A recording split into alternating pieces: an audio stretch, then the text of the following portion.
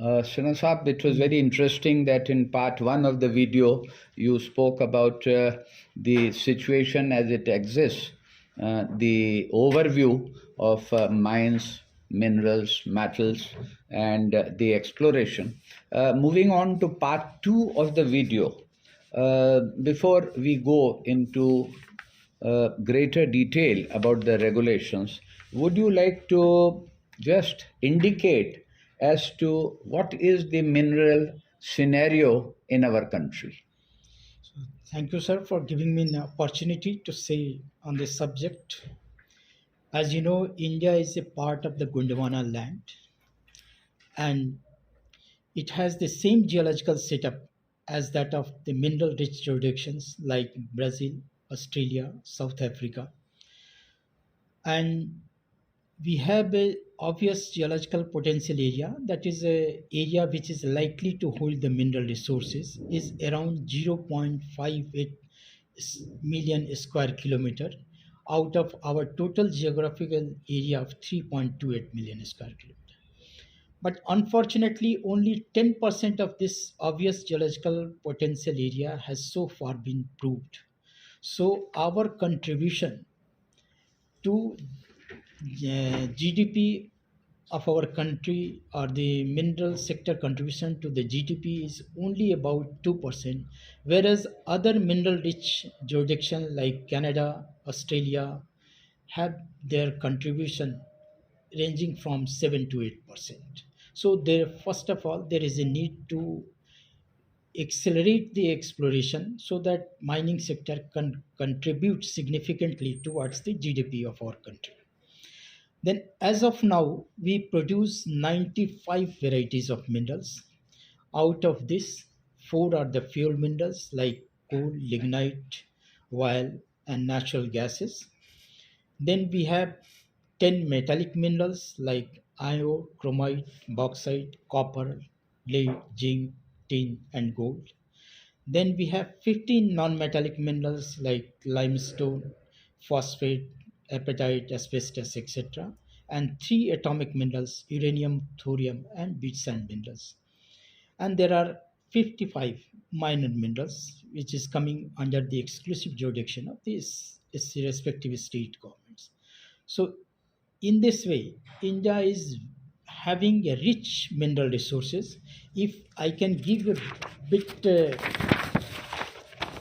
comparison to the world scenario, then with the production of around 250 million tons of iron ore, we are fourth in the world. With the production of around 4 million tons of chromite, we are third in the world. Then with production of around 22 million tons of bauxite, we are fifth in the world. And with roughly 3 million tons, we are again seventh in respect of manganese ore. Similarly, in the metal sector, with production of around 140 million tons of steel, we are second largest in the world. With 0.5 to 0.7 million tons of zinc, we are fourth in the world. With 3.7 million tons of aluminium production, we are third in the world. And we are 13th in the world with respect to copper, with a production of meager 0.5 million tons. So there is a plenty of a scope with respect to excavation of minerals. And I take it, Mr. Sinha, you mentioned that as compared to Canada, which is India is only exploring or exploiting, if I can say, less than 25% of the capacity which should be there. In other words, it gives huge scope for the laws relating to mines, minerals, metals, etc., to come into operation when the capacity will be expended. Fine. So that is something very positive. With that, I move as to what is the basic format of governance for the mining and mines and mineral sector in India, because that is what will be of interest to law domain. with respect to the governance of the mineral sector, first we have a national mineral policy, Okay. and then we have regulatory framework, that is a Mines and Mineral Development and Regulation Act 1957, that is a umbrella act, and then we have mm, mm, certain rules that have been framed under the act. Umbrella Act is of 1957 Seven, vintage. yeah. Okay. So this national mineral policy, that was first policy was announced in the year 1993. Then we had another policy in 2008, and the recent policy, national mineral policy, is 2019. And because policy is basically a vision document or doctrine encompassing the goals and objective for the sustainable development of the mineral sector. But main governing act is the Mines and Mineral Development and Regulation Act 1957. And under this act, in my first video, I explained how the act was comprehensively Yes. amended in the year 2015, wherein the auction regime was set in. Prior to 2015, we had first come first served basis for allocation of the mineral concession. That was changed to auction regime, and besides this, other changes also took place. So if we say prior to 2015, we had only three sets of rules. One was the Mineral Concession Rule 1960, then Mineral Conservation and Development Rules 1988, and Mining Lease Modification of Terms Rule 1956. So after 2015, we had around a dozen subordinate legislation governing the mineral sector. First was Minerals Evidence of Mineral Contents Rule 2015, that deals with the level of exploration to be carried out in an area for qualifying for grant of lease or prospecting license, whatever may be. Then we have Mineral Auction Rules 2015, which deals with the auction regime procedure for auction of the mineral blocks. Then we have Mineral Other than Atomic and Hydro Energy Mineral Concession Rule 2016. This rule deals with the process about the grant of mineral concession. Then we have Atomic Mineral Concession Rule 2016, because prior to 2015 we didn't have any separate rule governing the atomic mineral sector. So after 2015, another set of rule was made exclusively governing the atomic mineral sector, and it's known as Atomic Mineral Concession Rule regarding grant of mineral concession for atomic minerals. Then we have Mineral Non-Exclusive Reconnaissance Permit Rule 2015, though this rule has been resigned in the year 2021. So I will not speak much on this point. Then we have Mines and Mineral Contribution to District Mineral Foundation Rule 2015. This is a very important piece of legislation. It was made in order to address the concerns of the local people and the peoples affected by the mining operations. I'll Because- just stop here. Sinha sir, two things come to my mind. You see, the mine mineral sector is totally under the domain of Government of India.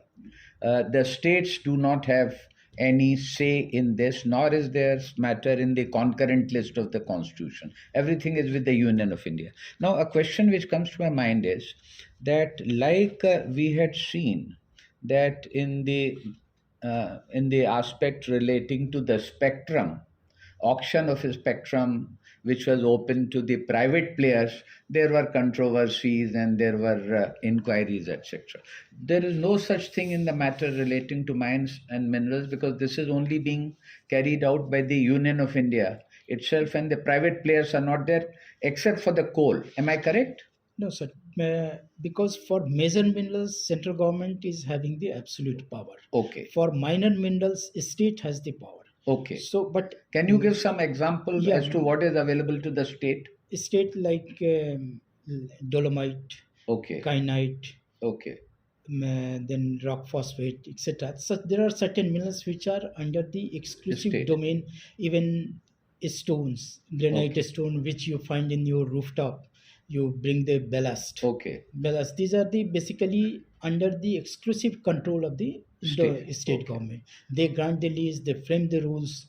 Even all the for minor minerals, almost all the states have framed Now, their rules. one very question comes to my mind, and I would seek clarification from you. You see, in the matter of rivers which flow from one state to another, in the aspect of sharing of river water, there is a dispute between the state that Punjab is getting so much and Haryana so much, Yeah. and likewise another. In the case of a mine, Yeah. which may sort of a big minefield may sort of travel from one state to another. Can there be a dispute between the two states? Sir, yes, you have rightly said that mineral belt can extend Yes. over a Yes. jurisdiction from one state to another Another. state. But the leases are granted by the state government. Okay. And since the state has a physical jurisdiction, so Okay. they can grant lease over the area under their territorial jurisdiction Okay. only. So even though the belt is extending beyond their lease boundary, Okay. and there are so many cases, examples I can give in Himachal Pradesh, Himachal and Uttarakhand, Okay. both are adjoining. Limestone belt is extending from Uttarakhand, from Dehradun Valley to Himachal, Yes. in Sirmaur area. Limestone belt remains the same, Yes. but Uttarakhand government can grant the lease only within their territorial jurisdiction. Okay. Himachal will grant the limestone lease within their territorial jurisdiction. So there are really no sort of, is there a scope, some open for dispute? No, sir, because the lease granting power Yes. is with the state government. Okay. And they have to follow the central rules. Yes. But the granting authority is the state government. State. Lease is executed by the state agencies. And the second question comes is that thinking of a commercial corporate dispute, that if there is adequate transparency in the grant of licenses by the state government or the union government, then of course there will be hardly any scope for a dispute by somebody whose tender has not been accepted by a vendor for exploration. What Yeah. would you like to say for that? So just I will give you the background, because Yes. prior to 2015, Yes. there were around 40,000 applications were pending with 40,000? applications were pending with the state government for grant of mineral concession, either Okay. prospecting license or mining lease. Yes. So and there were always a dispute, Okay. because it was based on first come first serve basis, as well as certain clauses were there, Okay. preferential right for grant of mining lease, and lot of litigation. That even you might have heard the coal mines allocation, Yes. which Yes, was yes. cancelled by the Honorable Supreme Court in 2014, because of all these Yes. illegalities, so-called illegalities taken place. So in order to ensure transparency, this auction regime was set Okay. in coal as well as non-coal sector. Right. So now it is open when you float a tender, and there is a two system is there. First, you have to go for the technical bid. Once you And qualify in the technical bid, then then you there's the go financial. bid, and whoever gives the maximum bidding, Yes. so he gets the this. Is it open to foreign players? Yeah, my foreign players, in the sense they have to get incorporated. Mining lease can be granted only to the either Indian company or Indian citizen, Okay. or a joint venture formed with the Indian company, Right. where Indian has the majority. And all these transactions, tenders, they have a scope for negotiations and arbitration? Yeah, they have a scope Okay. for. So are there many cases that go for arbitration? Not much of cases go for arbitration, because when now with the auction regime, Yes. chances of dispute seems to be negligible. Okay. But auction regime has its own fallout, which Okay. we will discuss just Okay. shortly. Right. So shall we Yeah. move to what are the main challenges of mineral sector? Yeah, the main challenges of the mineral sector is, first is the exploration, lack of exploration, Yes. which I explained in the Yes. Yes. because we have Why is this lack of exploration? Is it because of lack of expertise or resources? lack of exploration is because foreign players, those who are specialized in Yes. exploration, like junior miners, which we call, Yes. they are least interested in India at this moment with this policy, because after exploring, they will not get the mining rights automatically, Okay. because they have to come through the bidding. So Okay. nobody wants to invest money, explore the area, find the deposit, and then again hand it over to the government and then compete with the auction regime. Okay. So this is a one bottleneck at this Okay. moment.